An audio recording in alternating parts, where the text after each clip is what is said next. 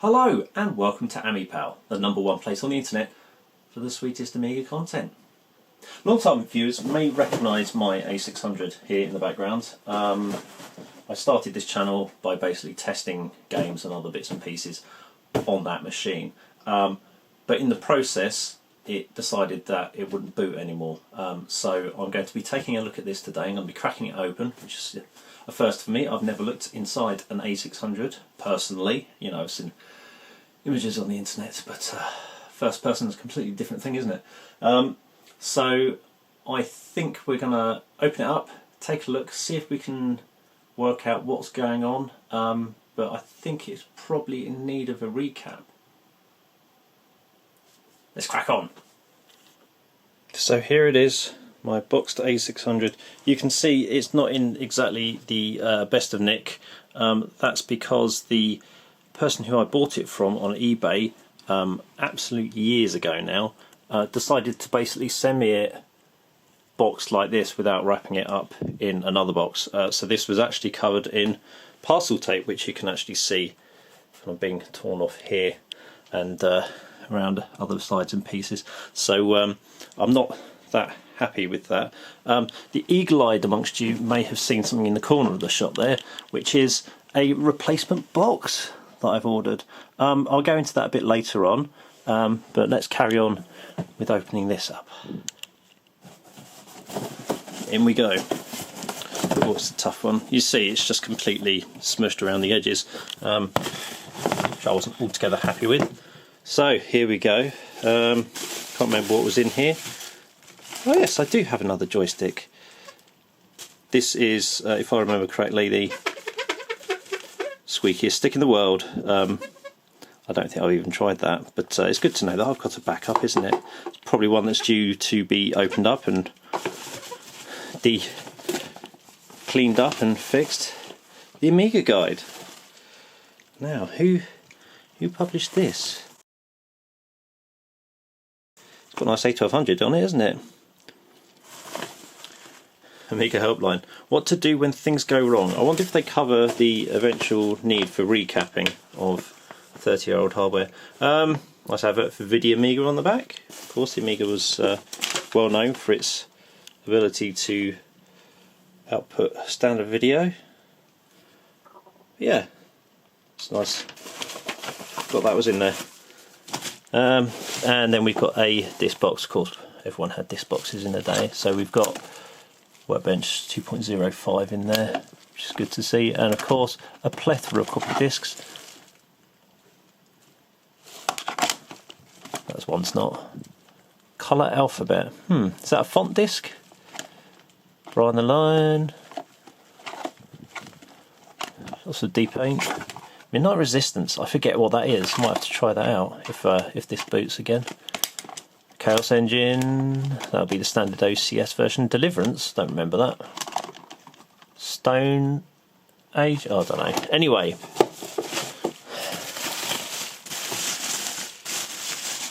here we have it itself. As you can see, it's quite clean. We do have a bit of kind of like a tape mark across the top there, but the actual keyboard, it's whiter than my A1200 keyboard. So there you go, A600. You've got that over the 1200. You may not have a numeric keypad or a or an AGA chipset, but you've got a clean keyboard. How about that? I always find it quite funny, the Amiga logo on the 600. It's kind of a tiny wee one compared to the other Amigas, and still got a bit of plastic over the top of that, so that's good. Right. There we go, standard ports, floppy drive, serial, parallel, audio, video, composite, modulator and power. Now we've got the PCMCIA, and of course more tape on the side. No idea why we've got side tape. Underneath, actually that way round, we have trapdoor expansion. You can't actually put a CPU accelerator board in there. It doesn't have the right lines to the required buses, but you can put more memory in there. And then of course on the side we've got the mouse and floppy port and the floppy drive, which, if I remember from previous, did actually work. So we're going to have to open that one up, aren't we? And then we've got the manual. It's nice, isn't it? Nice A600 manual, nice and clean. That one's not wrapped in tape. Thank you. The manual for page setter in case anyone needs it. Right, I'm going to grab a screwdriver and we're going to go into this. Okay, screwdriver time.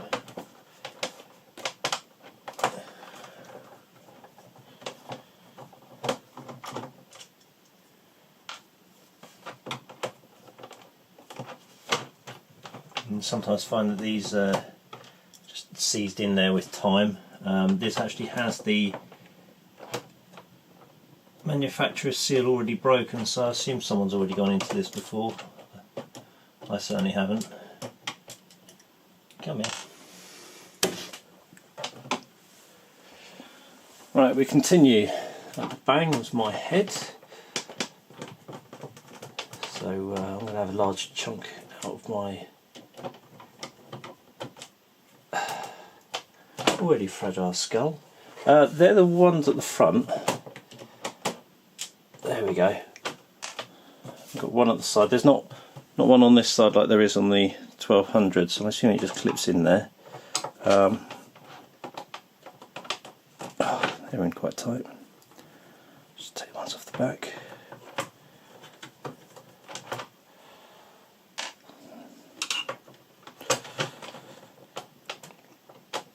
Always amazes me that there's different types of screws for different parts of the case. You think it would have been, you know, more efficient to design the case so you just have to use one screw type. More efficient, cheaper.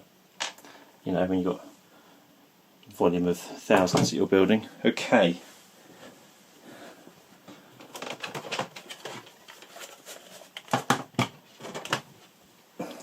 There she is. Let's open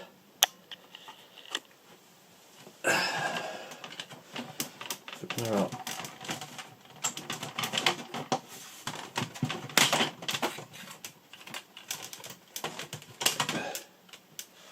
Okay, so there's a clip there. Okay, there it is.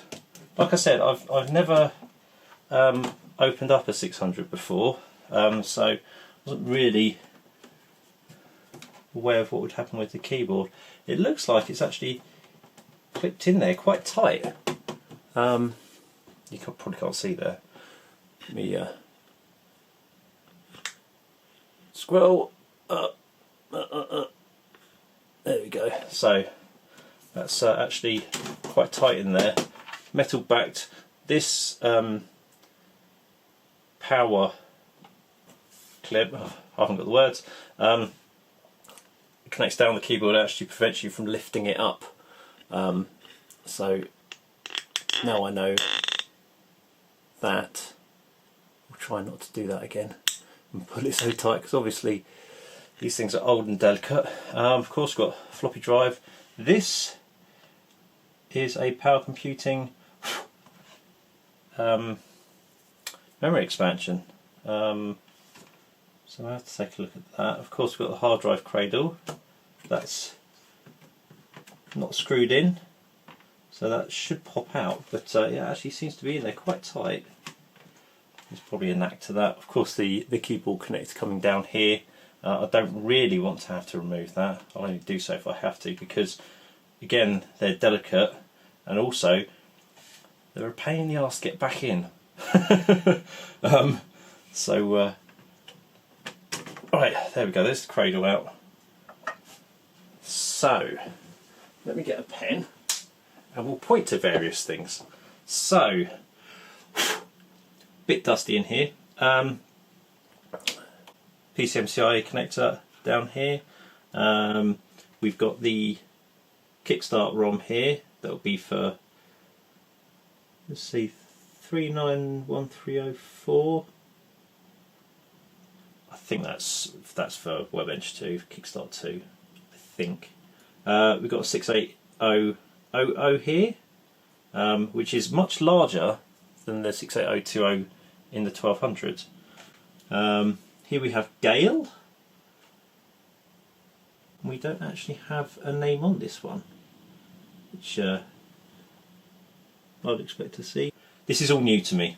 Here we've got Junebug. Of course, nice B52 lyric there. Various capacitors over here. I can't see any kind of damage, but that doesn't mean that there isn't any damage. And that comment comes courtesy of John Hurdle, who knows his stuff. Since it doesn't boot, I might try and put a diagram in place there to see whether or not that gives us anything. I'm assuming this is memory here, these NEC chips, but I'm going to take the floppy drive out now, and we'll see if we can see underneath there. Okay, I've popped the cables off the back. Normally I'll just take them straight off the motherboard on the 1200, but the way that the 600 is laid out just makes it so much easier to do it this way, because the floppy connector for this is underneath the board. And again, a different screw type to put this onto the motherboard. I'm going to be careful with this because, I'll show you why. This is actually, not sure why, but it is. So we'll put that aside. Just over here. Quite a long cable, isn't it? You'd think they'd have it closer, but there we are. Again, I can't identify any of the chips. I'm sorry. I'm so bad with the A600. It's because I've never had a need to go into it. But again, we've got another big capacitor over here. Again, it looks okay, but we just don't know. Okay, well, that's the motherboard. I'm gonna have to see whether or not we get a live signal if we plug it in. Let's give it a go, shall we? Right, I've plugged it all back in. Seems to be booting, which is good. I'm still not overly convinced it's fixed as such. As I said previously, I was testing discs on this, and then eventually it just kept black screening and not booting at all. So I'm just the fact it gets to a boot menu here to the insert disc screen tells me that there's probably not much wrong with it, other than we probably need to look at the capacitors because they have not been changed on this machine. I don't currently have the floppy drive plugged in. That's still loose, so I'm not going to put a disc in because I knew that was working last time I used it, so I'm not too worried about that. But this machine, I'm going to take the motherboard out completely, and that's going to get shipped off to Amiga Kit for a nice recap. And so we brandish the trusty screwdriver again. I'm not sure if there's one missing from here, a screw missing from here. Don't think so, because it's not like a metal covering to hold it in place. But we've got one there.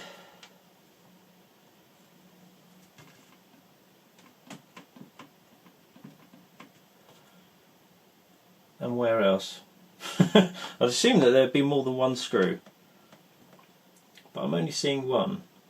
We'll have to unscrew the ports from the metal shield as well, which I also notice, that's something I've just realised, there's no top shield on it. So whoever had this previously must have pulled that out and got rid of it a long time ago, because ordinarily that would cover this up, which is a shame.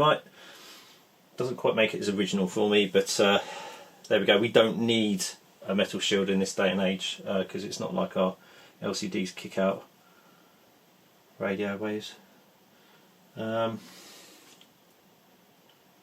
Okay, right, I have to take the keyboard connector off now, don't I? Because otherwise we're going to be... That's not the keyboard connector, I know, it's the power cable for the floppy drive. I'm also going to want that. no doubt I'll probably put that in the wrong way around when I take it off.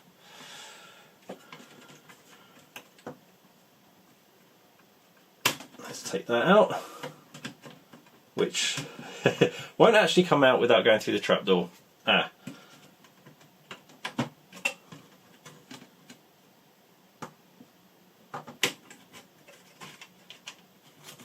Right, that's the keyboard off, so we'll just take that case over there.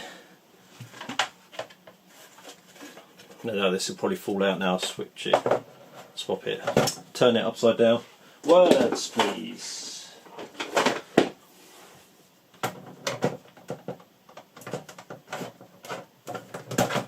Biggest screwdriver in the world to get into that. Well, it's a memory expansion, as we knew it would be, because everything else goes in there with a battery for internal clock. How about that? Probably just provide some extra. It might have provided extra chip RAM actually, because you can do that with the 600, I believe. I'm sure someone will correct me if I'm wrong on that fact. Right. So now we just need to get these hex screws off here. I'm not going to record that because it's going to take a while. So I'll see you on the other side. I found another screw. This motherboard is proving incredibly difficult to remove from the metal shield, so I'm going to take this out and hopefully that will then shift, because it's proving a bit of a challenge at present. Well, it did not want to come out of this. Very, very tight case on that. Might have slightly bent it at the back just to get it out. Of course, it's got a plastic shield there to so this won't short on the base, but there it is. Nice, nice clean motherboard. So let's get that boxed up and gone. So there we have it. Another Amiga opened up and ready to go off to the great recapping service in Wales. I believe Amiga Kit are in Wales, that's where I send them, but there are all sorts of people around the world who do recapping services, including Retro Passion, formerly known as Amiga Passion. They're also based in the UK, and there's people across Europe and in the US as well. Great way to find out about recappers is to basically just go on the Commodore Amiga forum on Facebook and just say, you know, where can I get something recapped? I'm in this country, and people will basically help out. They're very good on there. The other thing I was going to talk about was so there's my background. The replacement box for my Amiga 600. This it cost me about £60 after foreign currency conversion, and that includes shipping as well, P&P. It's a very good product, very like double layered cardboard.